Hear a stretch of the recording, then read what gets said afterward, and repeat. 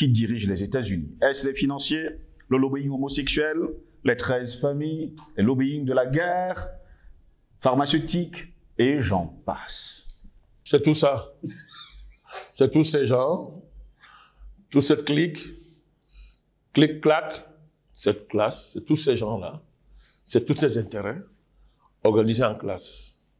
En classe, c'est-à-dire un groupe d'humains qui sont rassemblés par des intérêts économiques,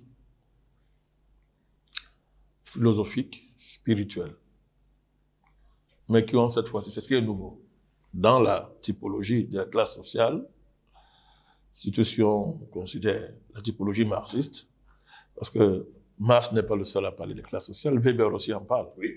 Typologie weberienne, il y a d'autres typologies de classes. Marx n'accepte pas que les classes ont un maître, c'est-à-dire qu'un maître qui serait comme un roi d'une classe sociale. Ça avait du sens. Mais l'évolution aujourd'hui du monde et de l'économie mondiale nous amène à constater que cette fois-ci, ce qui est nouveau, c'est que cette classe-là a un maître. Et c'est lui le dirigeant, invisible. On va y arriver. On va y arriver. Cette classe a un maître.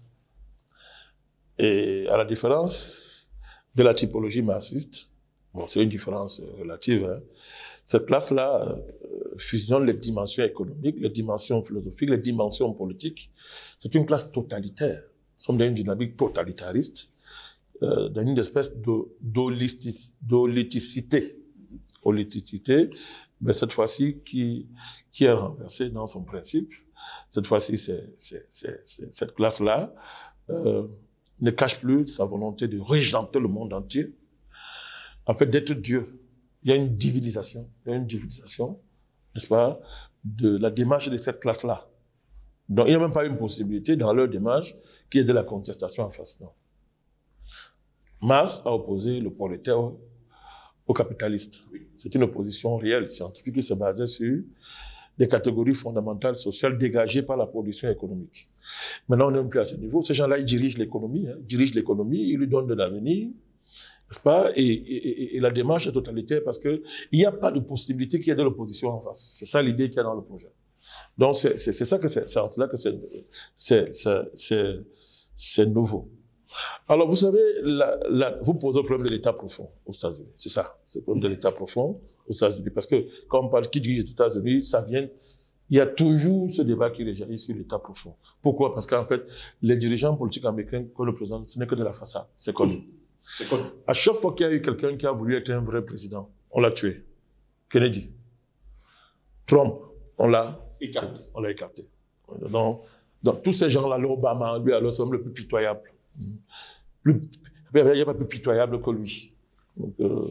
Donc, tous ces gens que vous voyez là, tout le monde sait aujourd'hui que non, ils ne dirigent pas. C'est une façade. Ceux qui dirigent sont derrière. On va parler d'eux. On va essayer de voir ça. Mais on va éviter le discours, on va éviter d'entrer dans un piège. Vous savez qu'ils ont inventé une barrière qu'on appelle le complotisme. Ils discréditent tout ce qui est vrai. Ils labellisent ça de complotiste.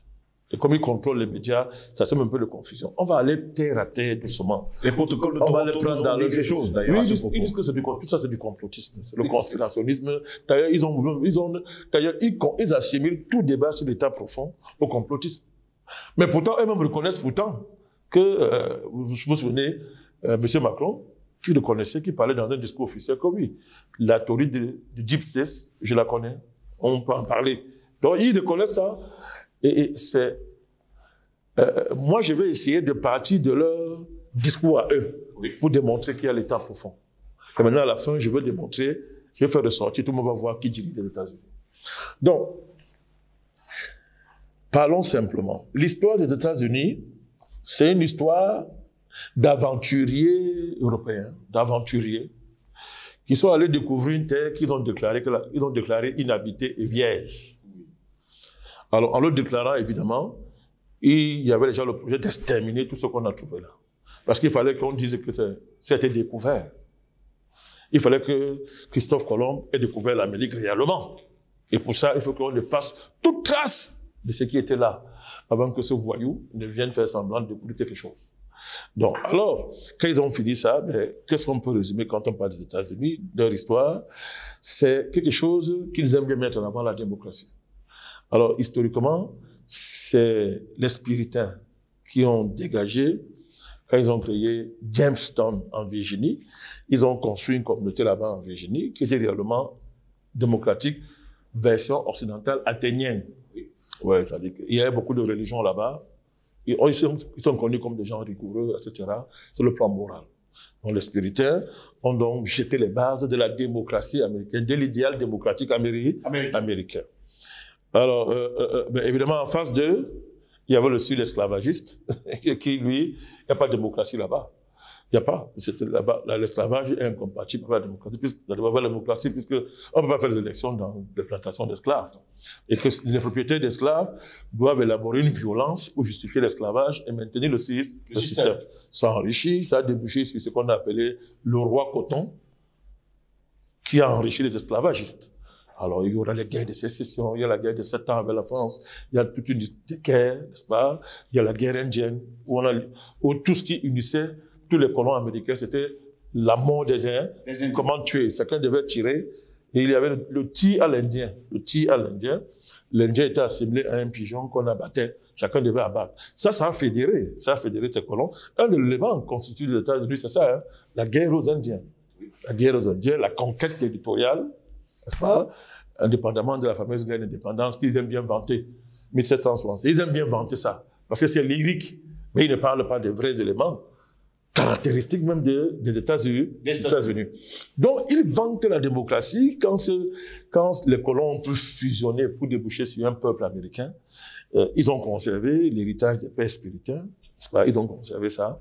Et on aime beaucoup vanter la démocratie américaine, séparation des pouvoirs, garantie des libertés citoyennes, garantie du droit des États fédérés face à l'État fédéral.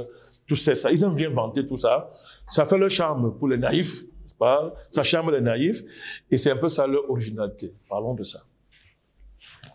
Los, il y a un président qui a parlé de 4 libertés fondamentales aux États-Unis.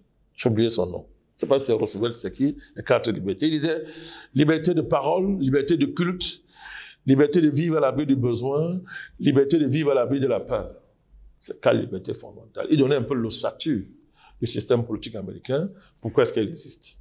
Pour atteindre ces 4 libertés fondamentales, d'après lui, desquelles dépendent les autres libertés. Résumons ça. La liberté d'entreprendre, c'est ça qui est fondamental aux États-Unis. La liberté d'entreprendre. C'est-à-dire le droit de posséder. La sacralité de la propriété privée. Je résume les 4 libertés là, la plus fondamentale.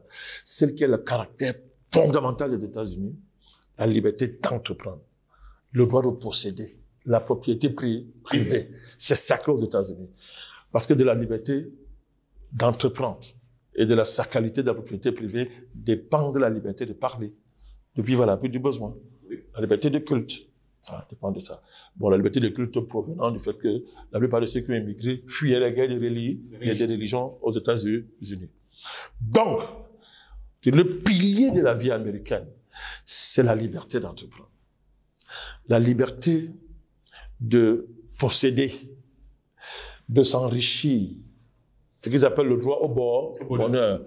L'American Dream. L'American Dream. L'American Way of Life. C'est ça. La question est celle-ci, je sais. Est-ce que cette liberté est compatible avec l'existence de pouvoirs nouveaux, parlons comme ça, puisque ces pouvoirs ne sont pas le pouvoir judiciaire, ni le pouvoir législatif, ni le pouvoir exécutif. Je parle du pouvoir des méga-entreprises, des grandes entreprises. Je parle du pouvoir des milliardaires. Vous savez, le milliardaire est la figure suprême de la propriété privée, du droit de la liberté d'entreprendre. Le milliardaire. Le milliardaire est quelqu'un dont la richesse additionne la richesse d'au moins 1 million de personnes.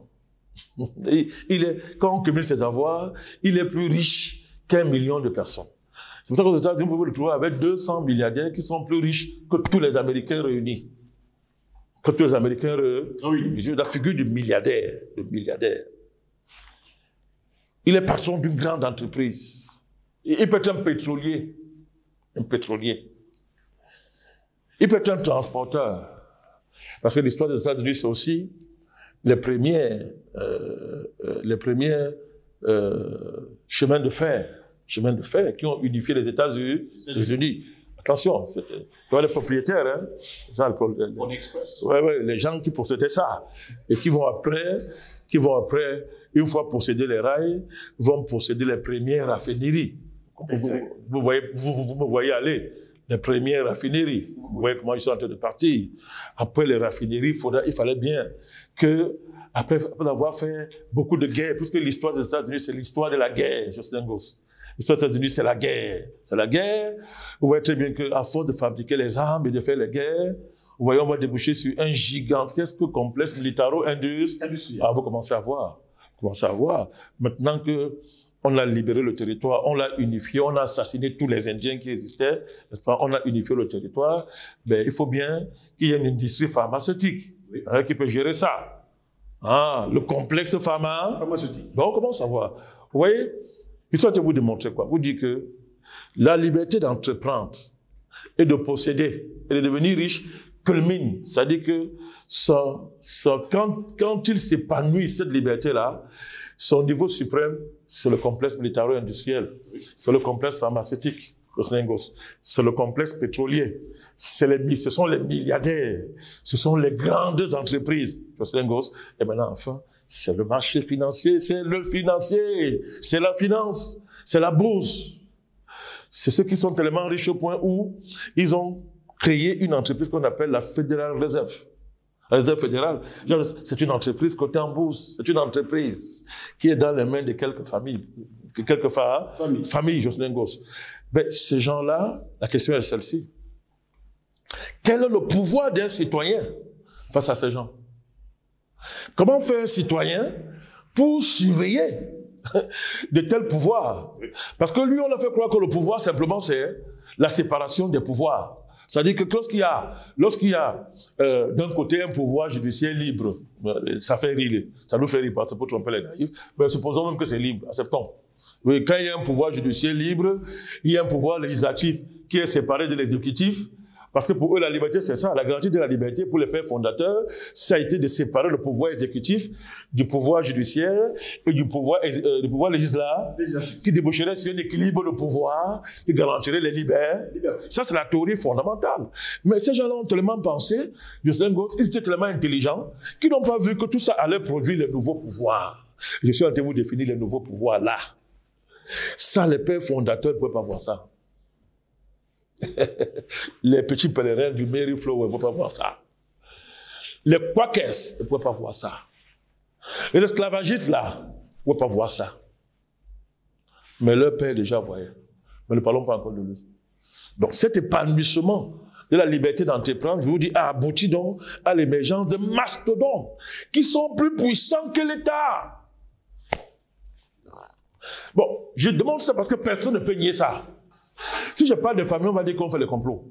Si je parle des super loges, on va dire que non, ça c'est vos affaires, des petits, vous rêvez là, c'est le complotisme. Ça qui peut attaquer ça. Ça, personne ne peut nier. Personne ne peut nier. Quand ces forces-ci sont devenues tellement puissantes, il y a deux présidents. Et là, qui peut nier ça? Il y a deux présidents qui vont nous informer de cette réalité. C'est le président Kennedy qui, dans un discours, va dire que, mais dis donc, la démocratie américaine est menacée par l'existence d'un État secret, d'un État dans l'État secret, qui est une menace sérieuse pour la démocratie américaine et pour les citoyens américains. Il va le payer de sa vie. Le 22 novembre 1963, à Dallas. Et jusqu'aujourd'hui, on a condamné qui? Lee Roosevelt. C'est quelle défense? Tous doivent mourir pour que nous, on ouvre les secrets de l'État profond. Le dossier sera ouvert dans 100 ans. Nous parlons de l'État profond. Alors, là, c'est de manière que personne ne peut contester. Personne ne peut contester. Donc, qui peut nier qu'il y a secret défense sur les dossiers Kennedy? On peut nier ça. Bon, pourquoi on estime que le citoyen américain n'est pas mieux pour connaître la vérité, que c'est un secret de défense? Assassinat d'un président. Depuis la mort de Kennedy, donc, tous les présidents qui en sont passés étaient des fusibles, des faire-valoir.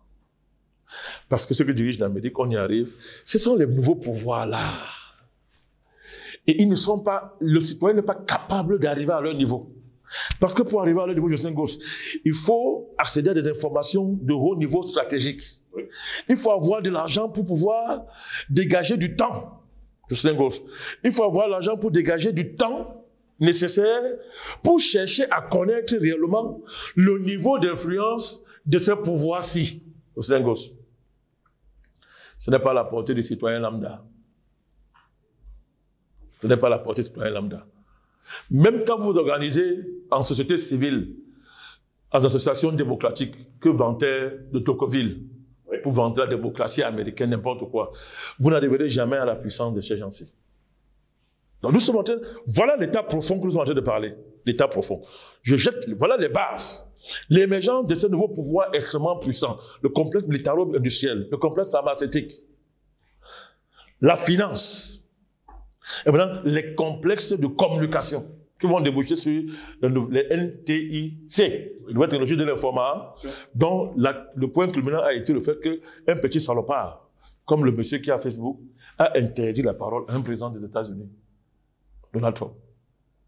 Il a fallu que Elon Musk rachète cette affaire pour que Donald Trump retrouve le droit de s'exprimer sur un média social aux États-Unis. Alors, pour dire quoi tout ça? Kennedy n'est pas le seul président qui va nous le dire. Eisenhower, militaire, général, c'est de quoi il parle. Et lui aussi nous parle de la menace que fait peser sur la démocratie américaine le complexe militaro-industriel. Mais si deux présidents ont dit ça, qui peut dire mieux? Qui est plus roi que le roi? Qui est plus roi que ces rois-là? Donc, à partir de là, nous sommes en train de poser de manière incontestable l'existence d'un État profond qui est constitué par des puissances au cœur de l'État américain qui dépassent le cadre légal américain. Parce que face à ça, la séparation des pouvoirs fait quoi, pèse quoi? Oui, que de temps en temps on puisse démanteler les monopoles. Mais une fois qu'on les a démantelés, ils se reconstituent aussitôt et deviennent plus puissants que ce qui avait été démantelé. Puisque la loi permet de faire ça. Donc, ces puissances-là vont donc se développer, Josselin-Gosse. Elles vont grandir. Et à la faveur de la guerre froide, quand la guerre froide termine, d'abord même pendant la guerre froide déjà, il y a l'émergence, quelque chose d'extraordinaire aux États-Unis, mais ce n'est pas nouveau. Ça continue ce qui s'est passé avant, le McCarthyisme. Un certain Hoover, qui trône dans la tête d'un certain FBI. FBI fait partie, J. Edgar Hoover. Très bien, fait partie des nombreuses agences secrètes américaines. C'est-à-dire que M. Hoover va traquer tout ce qui est communiste. Mais dans le communisme, il met tout et n'importe quoi. Exact. Y compris ses ennemis personnels. Y compris ses amants qui le quittent. On sait aujourd'hui quelles étaient ses pratiques sexuelles. Qui le quittent. Donc on va traquer aux États-Unis tout ce qu'on considérait comme communiste, c'est-à-dire des dangers pour les États-Unis. Mais derrière ça, c'est ce que ça veut dire. On ne traquait pas seulement au-delà des États-Unis, le FBI s'est donné de pouvoir, mais au-delà des États-Unis. Puisque ça a été une politique mondiale de sécurité américaine, qui a sous-traité ça avec d'autres services secrets, le gouvernement américain. Regardez bien comment se constitue derrière la protection du citoyen une puissance à laquelle le citoyen, lui, n'a pas accès. Nous savons ce qui s'est passé avec Malcolm X, avec Martin Luther King. Je ne reviens pas sur la lutte des Noirs pour les droits civiques. Qui refusait aux droits leurs droits civiques? Qui considérait qu'ils ne sont pas des êtres humains? Qui organisait tout ça? La négation de l'homme noir, du noir comme être humain. Qui? Mais c'est un pouvoir. Et ça n'a jamais cessé. On a seulement changé d'ennemi. Quand on ne pouvait plus soutenir que le noir n'est pas un être humain, on a inventé la figure du communiste. Et cette puissance est adaptée. Quand on ne peut plus justifier le communisme, quand le reste est tombé, on a inventé la figure du terroriste. Et cette figure continue jusqu'à aujourd'hui à justifier justement le fait que, n'est-ce pas, le fait que l'État profond puisse être quelque chose de normalisé aux États-Unis. Parce que derrière la sécurité nationale et la protection des États-Unis et la protection en dernier instant du citoyen, on justifie le maintien de l'État profond. Cet État profond, à partir du moment où on trouve que les puissances financières peuvent émerger, les hégémons économiques peuvent émerger. Vous avez cité le complexe militaro-industriel, le complexe pharmaceutique, le complexe pétrolier, vous avez cité tous ces complexes-là, mais pour l'homme américain, c'est l'American Dream, ça peut exister, c'est normal, on peut justifier ça. Mais comme c'est un monstre que personne ne contrôle. Mais maintenant, comme ces gens ne peuvent pas faire la politique directement, qu'est-ce qu'ils font? Ils ont besoin des agences secrètes derrière lesquels se cachent. Ils ont créé la CIA, ils ont créé l'FBI, ils vont créer la CIA. Vous savez qui est la CIA? Rockefeller. La CIA est une propriété privée de M. Rockefeller. État profond. C'est un des rares pays où les agences secrètes de l'État sont des propriétés privées de certaines familles. Ah oui, Jocelyn Goss. Alors, cet État-là dit, ces complexes-là sont devenus tellement puissants que hier, elles avaient un complexe. Ils avaient des ennemis. Il y avait un ennemi qui justifiait tout le communisme. La guerre du bien contre le mal. L'empire de la liberté contre l'empire du mal. La lutte du bien contre le mal. Quand le communisme tombe. Justin Goss. Rapidement. S'il n'y a pas un ennemi, tous ces complexes-là ne peuvent faire exister. Parce que s'il n'y a pas d'ennemi, il faudra qu'ils retournent leur puissance à l'intérieur des États-Unis. Il faut créer l'ennemi. Non seulement, ça ne sera pas possible parce qu'ils vont tuer tous les Américains, mais même sur le plan économique, ça ne sera pas viable. Parce que tout le financement nécessaire pour financer le FBI, la CIA, et toutes ces agences secrètes de l'État, tout ce qui va. Et tout ce qui va avec, ces financements-là, il faut bien les justifier, il faut les trouver.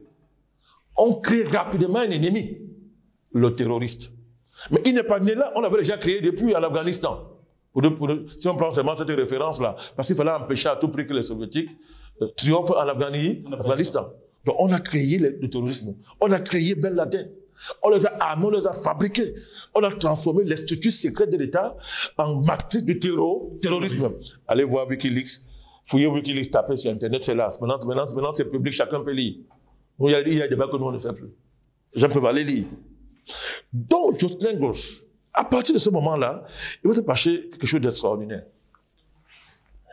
Dès l'année 82, on a des guerres présidentes des États-Unis. 82. En 82, les Américains savent déjà que l'Empire russe craquait. Ils le savent. Ils ont inventé la guerre des étoiles et ça a ruiné les finances de l'Union soviétique. Parce que, en ce moment-là, le militarisme russe n'a pas été en mesure de se concilier avec les nécessités d'une économie et l'efficience économique qui aurait permis qu'il y ait une cohérence entre le militarisme russe et l'économie qui est nécessaire pour porter un tel degré de militarisme. C'est Poutine a compris ça, il a réglé ça aujourd'hui. Il a évité ça. Mais c'est l'une des raisons pour lesquelles le reste tombe.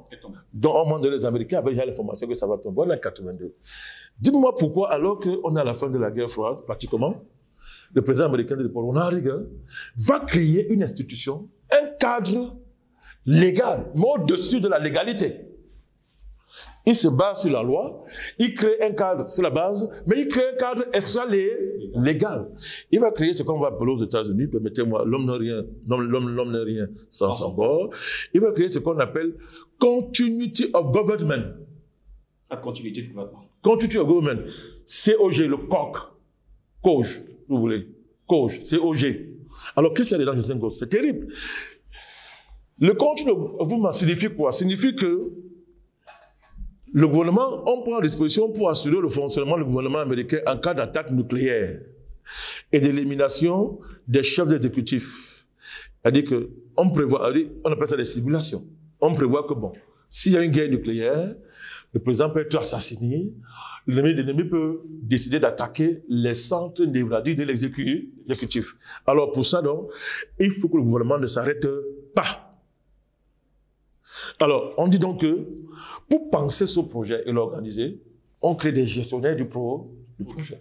Mais ces gestionnaires et penseurs du projet, aucun citoyen américain ne les connaît. Ils ne rendent compte à personne.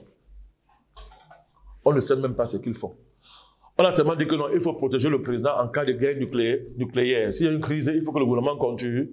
Ça arrête là. Mais qu'est-ce qu'on fait exactement pour assurer ça? Personne n'est au courant. Justin Goff, vous avez là des mécanismes connus, publics aux États-Unis, que personne ne peut nier quand nous parlons de ça, qui vous démontrent l'existence de l'État profond, comme étant quelque chose de pensé, de rationnel, et porté par une partie de la classe dirigeante américaine. Mais qu'on ne voit pas beaucoup. Qu'on ne voit pas beaucoup. D'ailleurs, il faut préciser que cette décision arrive 2 mois après la prestation de serment de Ronald Reagan, qui a subi d'ailleurs un attentat, 6 balles, une balle va le toucher.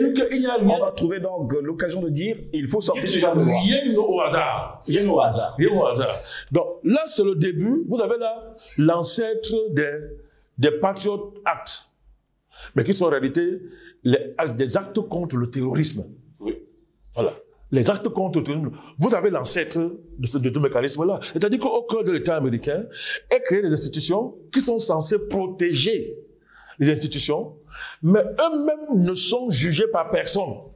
C'est-à-dire que parce qu'ils veulent protéger les institutions américaines, ils sont au-dessus de la loi. Et le fait d'avoir dit seulement qu'on veut protéger, ça suffit. Alors des choses terribles vont commencer, je sais. Cette légalité-ci, cette extra-légalité va s'agrandir, va se développer jusqu'à ce que j'appelle l'extra-légalité qu'on appelle les guerres préventives. La guerre préventive, c'est-à-dire quoi? À l'issue des Américains, le complexe sécuritaire américain décide que tel nombre de pays sont un danger pour les États-Unis et que l'Amérique doit leur faire la guerre. Cette décision est prise sans aucun débat citoyen sérieux. Il n'y a pas de débat citoyen sérieux.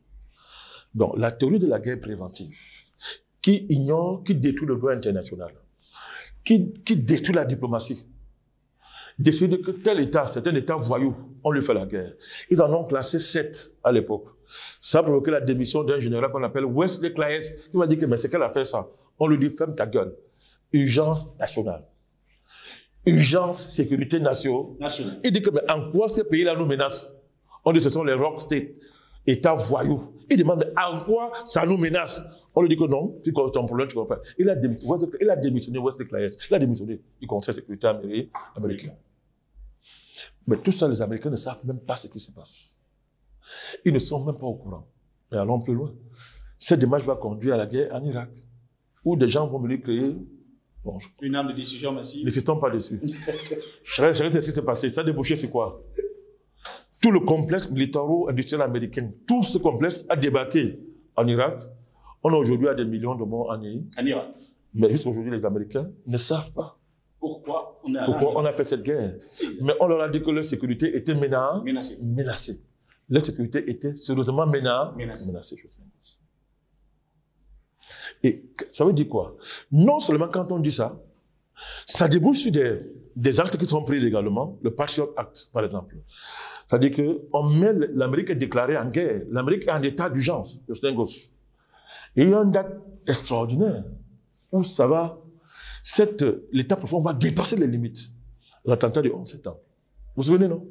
2001. Exact. Parce que vous ne comprenez pas la guerre en Irak sans les attentats du 11 septembre.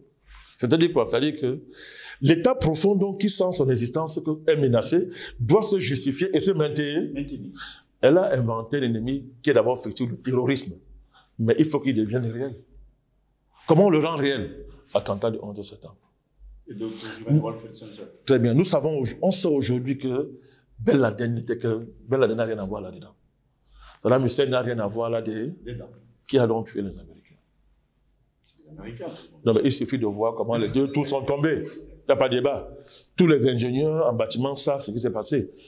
La manière dont les 2 tours sont tombés, vous allez voir n'importe quel ingénieur en bâtiment, il vous dit que ça, c'est un truc qu'on a préparé, qu'on a fait tomber. L'État profond américain a fait tuer des Américains par centaines, par dizaines, par milliers, pour justifier la guerre en Irak. Mais qu'est-ce qu'on a cherché en Irak? Et pas Saddam Hussein. Le pétrole. La reconfiguration du Moyen-Orient. Puisqu'après ça, M. Bush va lancer l'idée du grand Moyen-Orient. Et c'est le grand Moyen-Orient qui justifie la mort de Kadhafi, la destruction du Soudan, la destruction de la Somalie, la destruction du Yémen. Le Sénégal, du Yémen, ouvrez ça. On peut continuer.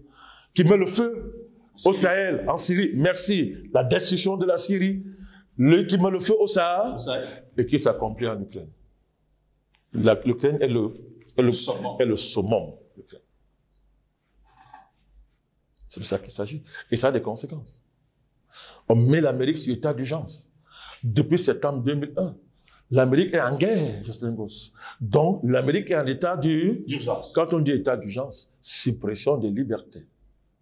Vous comprenez maintenant ce que je voulais vous dire?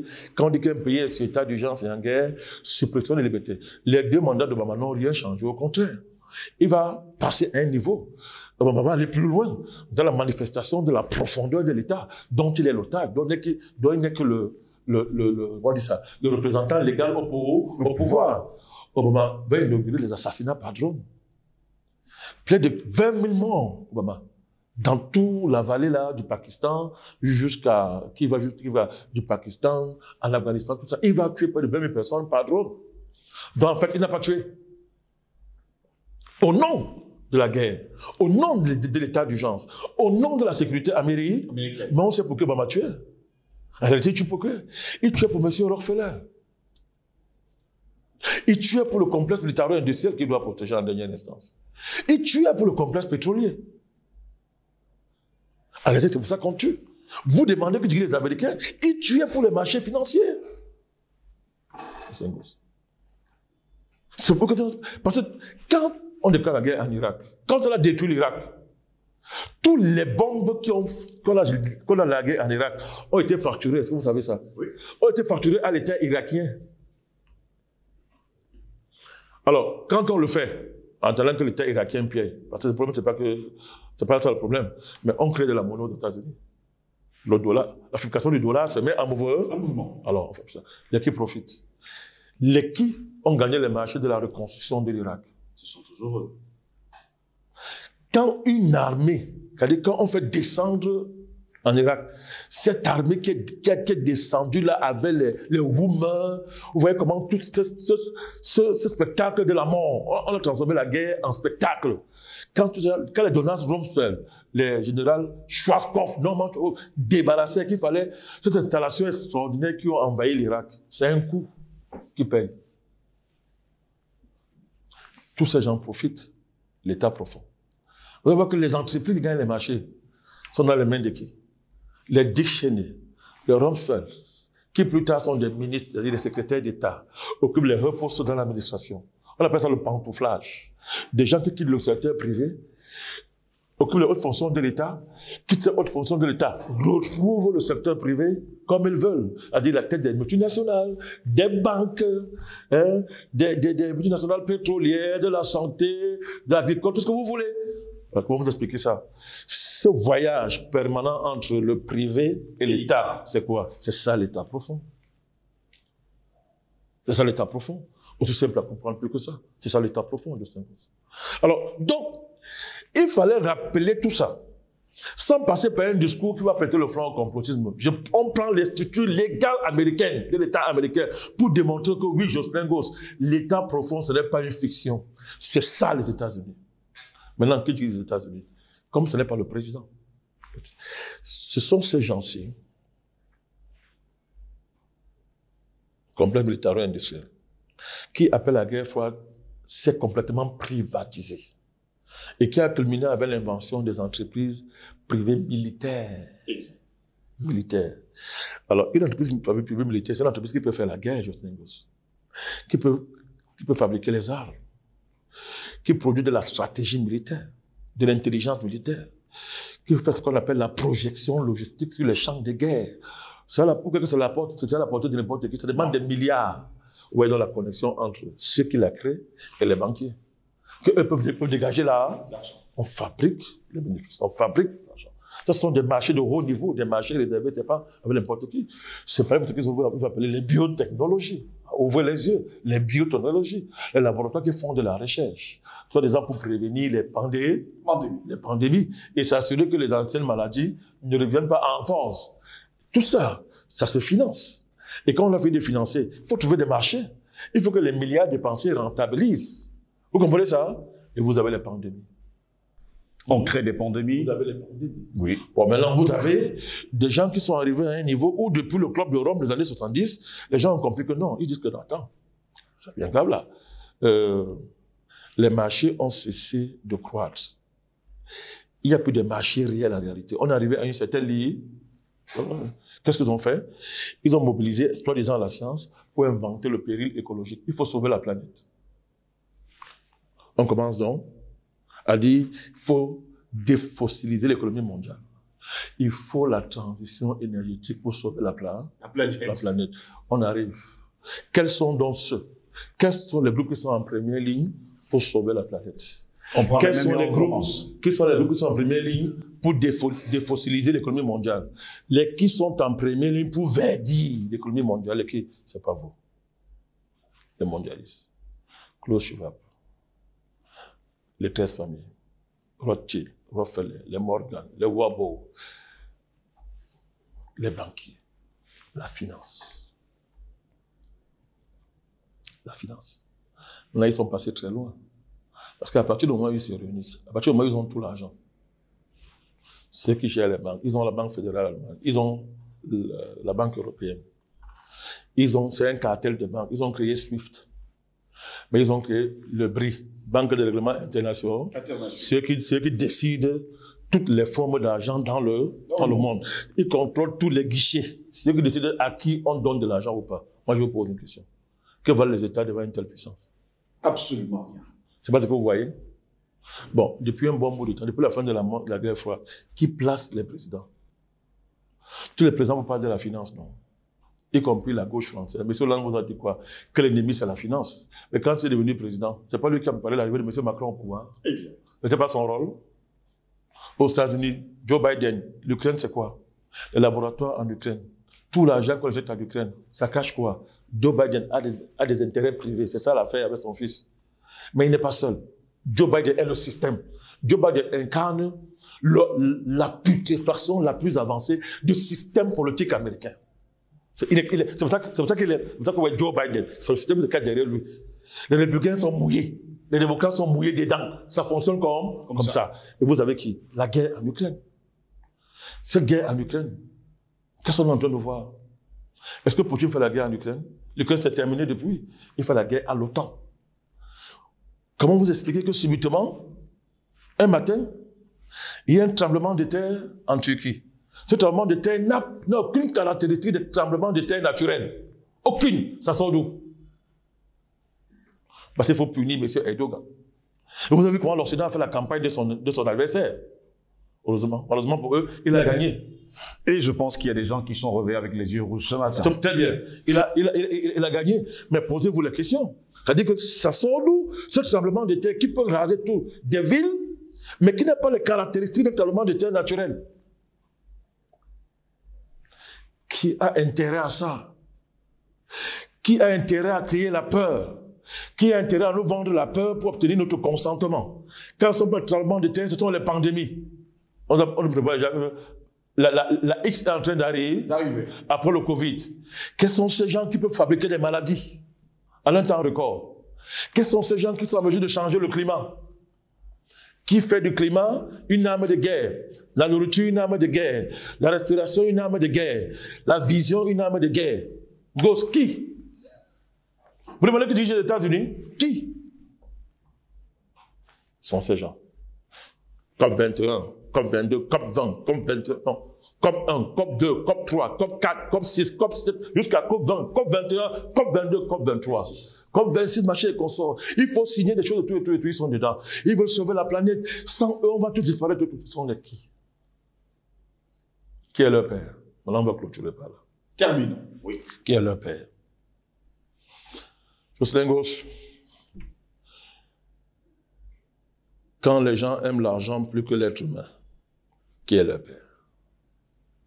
Je pense que le téléspectateur... Quand les gens autorisent l'inceste,